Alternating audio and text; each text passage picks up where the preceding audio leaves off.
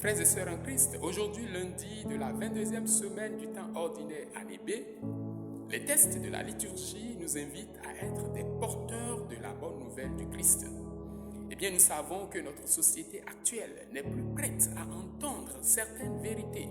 Elle n'est plus prête à concevoir, par exemple, que le vol, le mensonge, le meurtre, la corruption et bien d'autres mots que nous connaissons sont contre la volonté de Dieu. Elle cherche tous les moyens pour légitimiser ce qui n'est pas bon. Eh bien, nous chrétiens, par notre engagement chrétien et baptismal, nous sommes invités à porter la bonne nouvelle.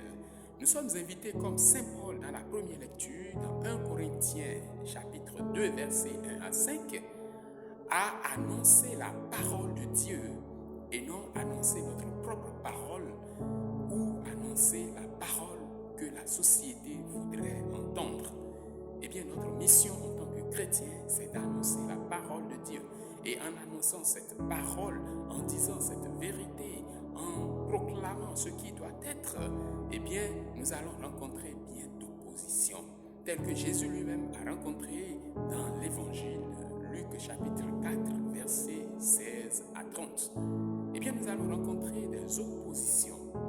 Mais c'est bien dans notre persévérance, c'est bien dans notre ténacité que nous pouvons montrer notre identité chrétienne. C'est dans notre ténacité, dans ces oppositions, que nous pouvons vraiment montrer la gloire de Dieu, que nous pouvons vraiment porter la bonne nouvelle au cœur du monde, pour le salut du monde et pour la gloire de Dieu. Que le Seigneur nous aide dans notre mission de chrétien, dans notre mission de porteur de la bonne nouvelle de Christ, afin que nous puissions toujours et partout, malgré les vents contraires, annoncer la parole de Dieu.